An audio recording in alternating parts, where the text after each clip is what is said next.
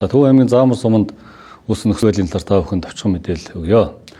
За 2026 оны 5 сарын 27 оны өдөр үүссэн нөхцөл байдалтай холбогдуулаад нөхөнд осолдогч маань 45 цаг 50 минут. За ажлаа эхнээс хойш 40 цаг 33 минутад үйл ажиллагаа явагдаж байна. За ослын голомт дээр 90 хүн, за 22 хүн машин механизмтайгаа ажиллаж байгаа. За энэ дээр онцгой байдлын байгууллага цагдаа уул уурхай яам бол хамтраад ажиллаж байна. За ялангуяа онцгой байдлын байгууллагаас манай уул уурхай аврах анги яг мэрэгчсэн тийм анги байдаг. За эндээс энэ ангийн бүрэлдэхүүн бол бүрэн бүрэлдэхүүнээр бол ажиллаж байгаа гэдэг бас энд бас та нөхдөд хэлье. За одоогийн байдлаар бол нөхцөл байдал бас хүн твэр байж байгаа.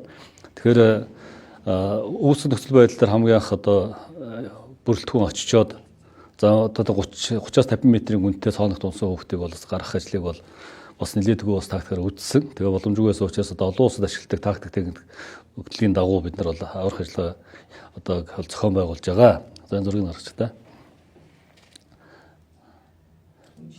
За энэ дээр та бүхэн харж байгаа. За осолдогч маань энэ хавьд бол гаццсан байгаа. За тэгэхээр бид нар тэр ойролцоох уул уурхай компаниудыг дайчилж 5 экскаватороор 70 метрийн урттай, за 45 метрийн өргөнтэй ийм өргөн талбайг бид нар ингэж 3 үе шаттайгаар ингэж ухалтай ажлыг техникийн хүчээр хийсэн. За энэ ажлыг бол техникийн хүчээр хийх болохоос хүний хүчээр хийхэд бол маш хүндрэлтэй. Харин энэ дээрс манай аж ахуй нэгж байгууллагууд өтгөтэй оролцож бид нар богино хугацаанд энэ ажлыг хийгээд өчигдөр орой буюу 28-ны 22 цагт бид нар хамгийн доод цэгтээ бол тактикийн төвшөндөө бол авайтсан. За үүнээс эхлээд 22 цагаас эхлээд манай уул уурхай аврах ангийн аврагч нар маань 2 ээлжээр энэ хөндлөн малттай ажлыг бол эхлүүлж байгаа. За одоогийн байдлаар хамгийн сүүл авсан мэдээлэлээр үндсэндээ 5 метр гаруй ухсан тийм мэдээлэлтэй байж байна. За энэ маань уул уурхай яам холбогдох газруудын бас байгууллагуудын хамтын ажиллагаа, маршрутын тооцоолол дээр энэ ажлыг бол зохион байгуулад ажиллаж байгаа. За осолдогчийн маань талаас бол ямар нэгэн тийм мэдээлэл бол байхгүй, хөдөлгөөн, шуум бол байхгүй. Бид нар бол бас энэ хөрсний чичирхийлэл, за мөн нөхцөл байдалтай уялдуус байнгын хяналтыг бол тэр могоон нүдэх камераар бол ажиллуулж хянаж байгаа. За манай онцгой байдлын байгууллагаас нийтдээ 32 төрлийн 190 гаруй тийм аврах багц хэрэгслэр бол ажиллагаа бол явуулж байгаа. За энд бас гүнийн малт хийдэг учраас том аврын тийм багц хэрэгслийг ашиглах боломж бол байхгүй.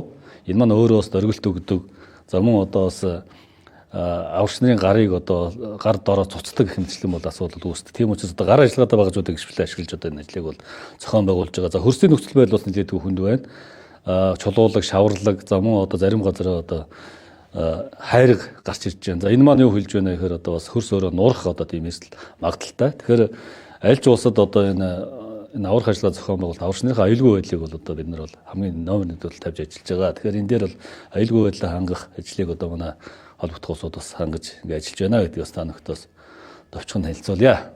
Өөрсдөө ч үзсэн, за эрүүл мэндийн байгууллага улсуудч бас авчирч тэр могоонууд камерын хяналтыг бол үзүүлсэн. За эрүүл мэндийн байгууллагаас үзээд ямар нэгэн тийм бас баталгаатай бол хэлэх боломж алгаа гэдгийг бол хэлж байгаа. Энэ дээр яг тодорхойлох боломж бол байхгүй. Тэгээ бид бүхэн ямар ч зэн аврах ажиллагаа бол хэвийн хэмжээнд бол үргэлжлээд явж байна. Аль болохоор хөргөж шуурхаа гарахын тулд тасралтгүйгээр энэ ажлыг бол зохион байгуулж байгаа гэдгийг бас та нөхдөс хэлье.